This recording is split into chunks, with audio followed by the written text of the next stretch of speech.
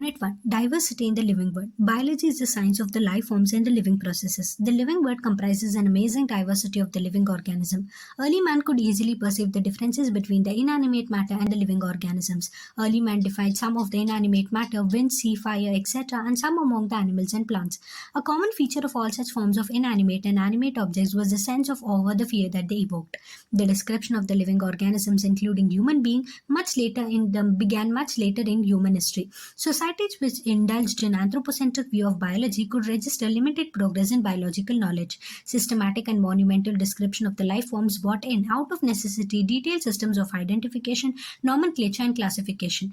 The biggest spin of such studies was the recognition of the sharing of the similarities among living organisms, both horizontally and vertically, that all present day living organisms are related to each other and also to all organisms that ever lived on this earth, was a revelation which humbled man and led to the cultural movements for the conservation of the biodiversity. In the following chapters of this unit, you will get a description including classification of animals and plants from a taxonomist perspective. Ernst Mayr. Born on 5th July 1904 in Kempten, Germany, Ernst Mayr, the Harvard University evolutionary biologist who has been called the Darwin of the 20th century, was one of the 100 greatest scientists of all the time. Mayr joined Harvard's Faculty of Arts and Science in 1953 and retired in 1975, assuming the title Alexander Agassiz Professor of Zoology Emeritus. Throughout his nearly 80-year career, his research spanned ornithology, taxonomy, zoo geography, evolution, systematics, and the history and philosophy of biology. He almost single-handedly made the origin of the species diversity the central question of evolutionary biology that is today. He also pioneered the currently accepted definition of a biological species. Mayr was awarded the three prizes widely regarded as the triple crown of the biology: the Balzan Prize in 1983, the International Prize for Biology in 1994, and the Crafoord Prize in 1999. Mayr died at the age of 100 in the year 2004. Chapter 1. The Living World. How wonderful is the living world? The wide range of the living types is amazing. The extraordinary habitats in which we find living organisms, be it cold mountains, deciduous forests, oceans, freshwater lakes, deserts, or hot springs, leave us speechless. The beauty of the galloping horse, of the migrating birds, the value of the flowers, or the attacking shark evokes awe and a deep sense of wonder. The ecological conflict and cooperation among the members of a population and among populations of a community, or even the molecular traffic inside the cell, make us deeply reflect on what indeed is life. This question has two implicit questions within it. The first is a technical one and seeks answer to what living is as opposed to the non-living, and the second is a philosophical one and seeks answer to what the purpose of life is. As scientists, we shall not attempt answering the second question. We will try to reflect on what is living. What is living? When we try to define living, we conventionally look for distinctive characteristics exhibited by living organisms.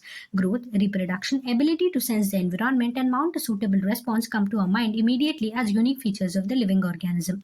One can add a few more features like metabolism, ability to self-replicate, self-organize, interact, and emergence to this list. Let us try to understand each of this. All living organisms grow. Increase in mass and increase in number of individuals are the twin characteristics of growth. A multicellular organism grows by cell division. In plants, this growth by cell division occurs continuously throughout their lifespan. In animals, this growth is seen only up to a certain age. However, cell division occurs in certain tissues to replace the lost cells. Unicellular organisms grow by cell division. One can easily observe this in vitro cultures by simply counting the number of cells under the microscope. In majority of the higher animals and the plants, growth and reproduction are mutually exclusive events. One must remember that increase in the body mass is considered as growth. Non-living objects also grow if we take increase in the body mass as a criterion for growth. Mountains, boulders, and sand mounds do grow. However, this kind of growth exhibited by the non-living objects is by accumulation of the material on the surface. In living organisms, growth is from inside. Growth, therefore, cannot be taken as the defining property of living organisms. Conditions under which it can be observed in non-living organisms have to be explained, and then we understand that it is a characteristic of living systems. A dead organism does not grow. Reproduction, likewise, is a characteristic of living organisms. In multicellular organism, reproduction refers to the production of progeny possessing features more or less similar to those of parents. Invariably and implicitly, we refer to sexual reproduction. Organisms reproduce by asexual means also. Fungi multiply and spread easily due to the millions of the asexual spores they produce. In lower organisms like yeast and hydra, we observe budding. In planaria, the flatworms we observe through regeneration. That is, a fragmented organism regenerates the lost part of its body and becomes a new organism. The fungi, the filamentous algae, the protonema of the mosses all easily multiply by fragmentation. When it comes to unicellular organisms like bacteria, unicellular algae, or amoeba, reproduction is synonymous with growth, that is, increase in the number of the cells. We have already defined growth as equivalent to increase in cell number or mass. Hence, we notice that in single celled organisms, we are not very clear about the usage of these two terms, growth and reproduction. Further, there are many organisms which do not reproduce, like the mules, sterile worker bees, infertile human couples, etc. Hence, reproduction also cannot be an all inclusive defining characteristic of living organisms. Of course, no non living object is capable of reproducing or replicating by itself. Another characteristic of life is metabolism. All living organisms are made up of chemicals. These chemicals, small and big, belonging to the various classes, size, functions, etc., are constantly being made and changed into some other biomolecules.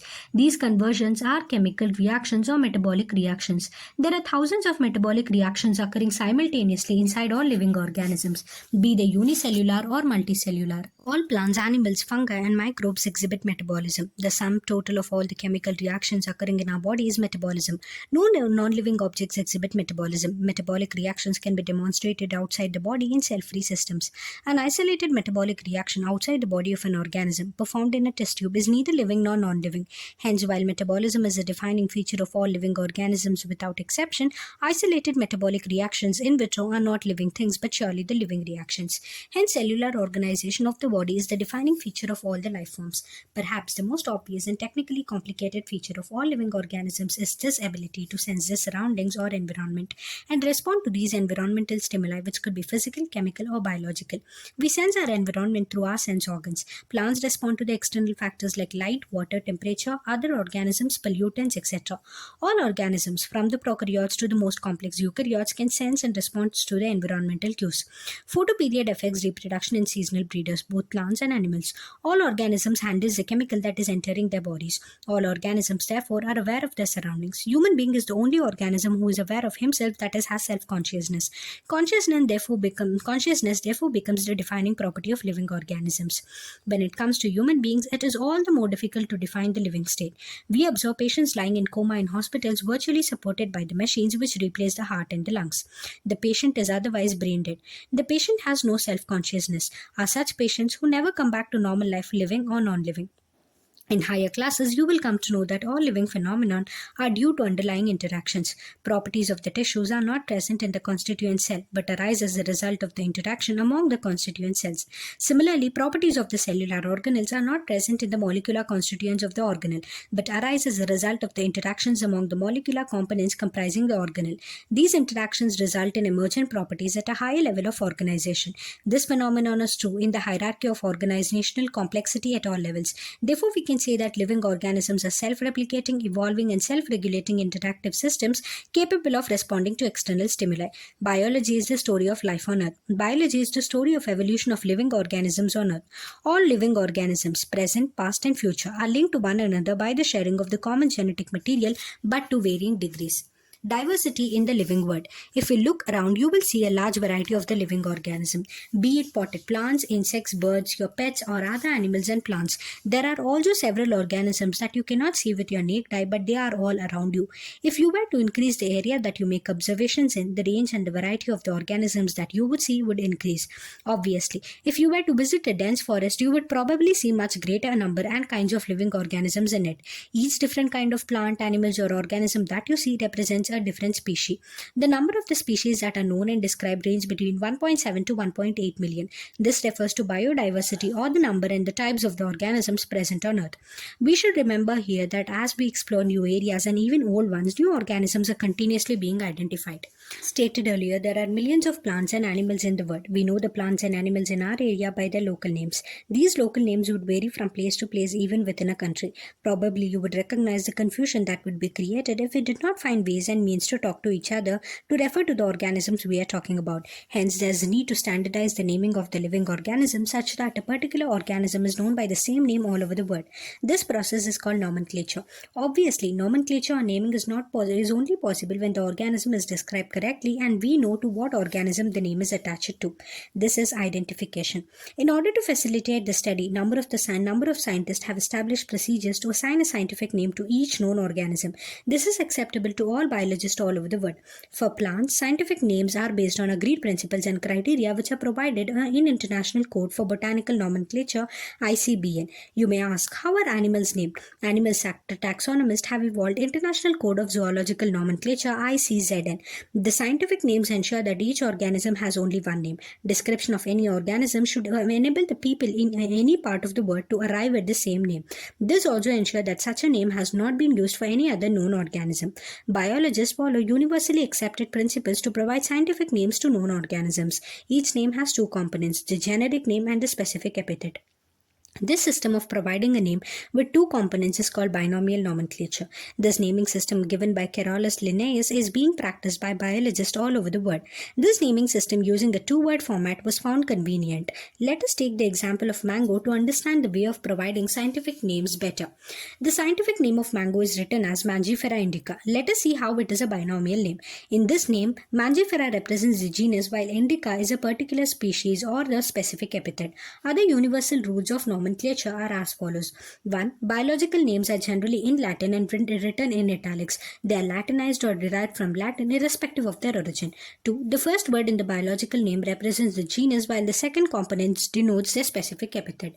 3. Both the words in the biological name, when handwritten, are separately underlined or printed in italics to indicate their Latin origin. 4. The first word denoting the genus starts with a capital letter while the specific epithet starts with a small letter. It can be illustrated with the example of Mangifera indica. The name of the author appears after the specific epithet, that is at the end of the biological name, and is written in an abbreviated form. Example, Mangifera indica Linn. It indicates that this species was first described by Linnaeus. Since it is nearly impossible to study all the living organisms, it is necessary to devise some means to make this possible. This process is called classification. Classification is the process by which anything is grouped into convenient categories based on some easily observable characters. For example, we easily recognize groups such as plants or animals or dogs, cats or insects. The moment we use any of these terms, we associate certain characters with the organism in that group. What image do you see when you think of a dog? Obviously, each one of us will see dogs and not cats. Now, if we were to think of Alsatians, we know what we are talking about. Similarly, suppose we were to say mammals, you would of course think of animals with external ears and body hair. Likewise, in plants, if we were to talk of wheat, the picture in each of our minds will be of wheat plants, not of rice or any other plant. Hence, all these dogs, cats, mammals, wheat, rice, plants, animals, etc. are convenient category we use to study the organisms. The scientific term for these categories is taxa. Here, you must recognize that taxa can indicate category at different levels. Plants also form a taxa.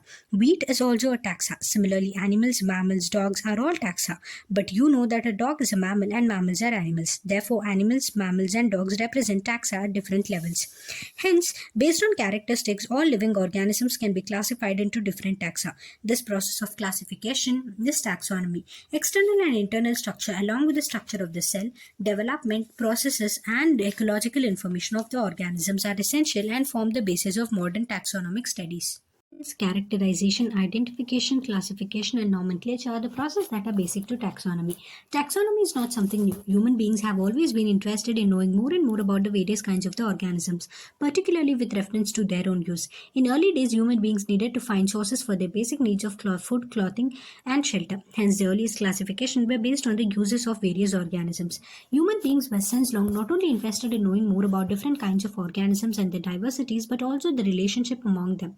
This branch of study was referred to as systematics. The word systematics is derived from the Latin word systema, which means systematic arrangement of the organisms. Linnaeus used Systema Naturae as the title of his publication. The scope of systematics was later enlarged to include identification, nomenclature, and classification. Systematic takes into account evolutionary relationship between the organisms. Taxonomic categories. Classification is not a single step process but involves hierarchy of steps in which each step represents a rank or a category. Since category is a part of overall taxonomic arrangement, it is called taxonomic category and all organisms together constitute the taxonomic hierarchy. Each category referred to as the unit of classification in fact represents a rank and is commonly termed as taxon. Plural is the taxa.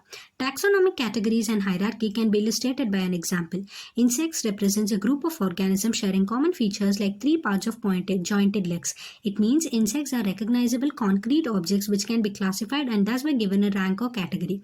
Can you name some other such groups of organisms? Remember, groups represent category. Category further denotes rank. Each rank or taxon in fact represents a unit of classification. These taxonomic groups or categories are distinct biological entities and not merely morphological aggregates.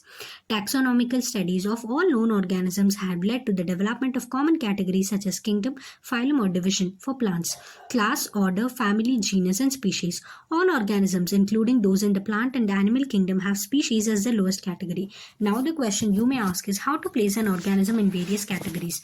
The basic requirement is the knowledge of the characters of an individual or group of organisms. This helps in identifying similarities and dissimilarities among the individuals of the same kind of organisms as well as that of other kinds of organisms. Species.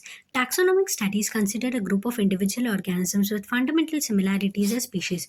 One should be able to distinguish one species from the other closely related species based on the distinct morphological differences. Let us consider Magnifera indica, Solanum tubersum potato, and Panthera leo lion. All the three names, indica, tubersum, and leo, represent the specific epithets, while the first word Mangifera, Solanum, and Panthera are the genera and represent another higher level of taxon or category. Each genus may have one or more than one specific epithet representing different organisms but having morphological similarities. For example, Panthera has another specific epithet called tigris, and Solanum includes species like Nigrum and Melangiona. Human beings belong to the species Sapiens, which is grouped in the genus Homo. The scientific name thus for human beings is written as Homo sapiens. Genus comprises a group of related species which has more characters in common in comparison to species of other genera. We can say that genera are aggregates of closely related species. For example, potato and brinjal are two different species but both belong to the genus Solanum. Lion, Panthera leo, leopard, Panthera pardus, and tiger, Panthera tigris, with several common features, are all species of the genus Panthera. This genus differs from another, genus Felis, which includes cats. Family. The next category, family, has group of related genera with still less number of similarities as compared to genus and species.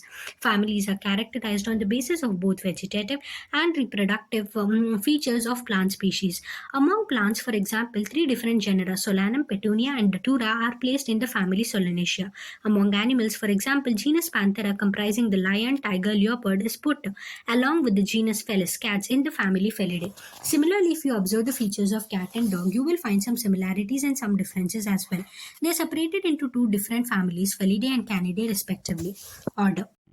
You have seen earlier that categories like species, genus, and families are based on a number of similar characters. Generally, order and other higher taxonomic categories are identified based on the aggregates of the characters. Order, being a higher category, is an assemblage of the families which exhibit a similar characters. The similar characters are less in number as compared to different genera included in a family. Plant families like Convolvulus, Solanaceae are included in the order Polymonials mainly based on floral characters. The animal order Carnivora includes families like Felidae and Canidae. Class. This category includes the related orders. For example, order Primata, comprising the monkey, gorilla, and gibbon, is placed in the class Mammalia along with the order Carnivora that includes animals like tiger, cat, and dog. Class Mammalia has other orders also. Phylum. Classes comprising animals like fishes, amphibia, reptiles, birds, along with mammals constitute the next higher category called the phylum. All these based on the common features like presence of the notochord in the dorsal hollow neural system are included in the phylum Chordata. In case of plants, classes with few similar characters are assigned a higher category called division, kingdom. All animals belonging to various phyla are assigned to the highest category called kingdom Animalia in the classification system of animals. The kingdom Plantae, on the other hand, is distinct and comprises all plants from various divisions. Henceforth, we will refer to these two groups as animals and plant kingdom. The taxonomic categories from the species to the kingdom have been shown in ascending order, starting with species in figure 1.1. These are broad categories. However, taxonomists have also developed subcategories in this hierarchy to facilitate more sound and scientific replacement of various taxa. Look at the hierarchy in figure 1.1. Can you recall the basis of arrangement? Say, for example, as we go higher higher from species to kingdom, the number of the common characteristics goes on decreasing. Lower the taxa, more are the characteristics that the members within the taxon share. Higher the category, greater is the difficulty of determining the relationship to other taxa at the same level. Hence, the problem of classification becomes more complex. Table 1.1 indicates the taxonomic categories to which some common organisms like housefly, man, mango, and wheat belong. Taxonomical aids. Taxonomic studies of various species of plants, animals, and other organisms are useful in agriculture, forestry, industry, and in general in knowing our bioresources and their diversity. These studies would require correct classification and identification of the organisms. Identification of the organisms requires intense laboratory and field studies. The collection of the actual specimens of the plant and animal species is essential and is the prime source of taxonomic studies. These are also fundamental to studies and essential for training in systematics. It is used for classification of an organism, and the information gathered is also stored along with the specimens. In some cases, the specimen is preserved for further studies. Biologists have established certain procedures and techniques to store and preserve the information as well as the specimens. Some of these are explained to help you understand the usage of these aids.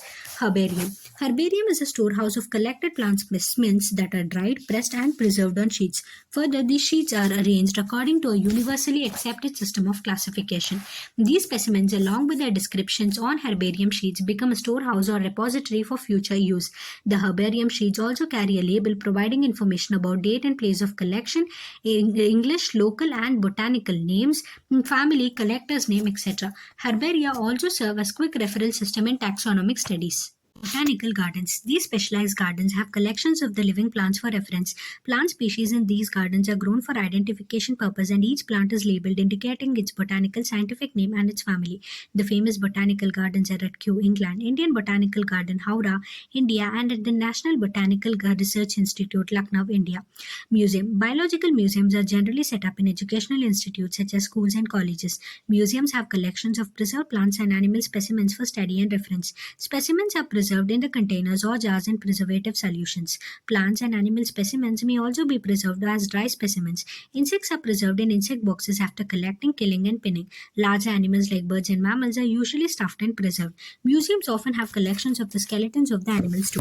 Zoological parks. These are the places where wild animals are kept in protected environments under human care and which enable us to learn about their food habits and behavior. All animals in a zoo are provided, as far as possible, the conditions similar to their natural habitats. Children love visiting these parks, commonly called the zoos. Key. Key is another taxonomical aid used for the identification of the plants and the animals based on the similarities and the dissimilarities. The keys are based on the contrasting characters, generally in a pair called couplet. It represents a choice made between two opposing options. This results in acceptance of only one and rejection of the other. Each statement in the key is called a lead. Separate taxonomic keys are required for each taxonomic category, such as family, genus, and species, for identification purpose. Keys are generally analytical in nature. Flora, manuals, monographs, and catalogs are some other means of recording the descriptions. They also help in correct identification. Flora contains the actual account of the habitat and the distribution of the plants of a given area. This provides the index or to the plant species found in a particular area. Manuals are useful in providing information for the identification of the names of the species found in an area. Monographs contain information on any one taxon. The living world is rich in variety. Millions of plants and animals have been identified and described, but a large number still remains unknown. The very range of organisms in terms of the size, color, habitat, physiological and morphological features makes us seek the defining characteristics of living organism. In order to facilitate the study of kinds and diversity of organisms, biologists have evolved certain rules and principles for the identification, nomenclature, and classification of organisms. The branch of knowledge dealing with these aspects is referred to as taxonomy. The taxonomic studies of various species of plants and animals are useful in agriculture, forestry, industry, and in general for knowing our bioresources and their diversity.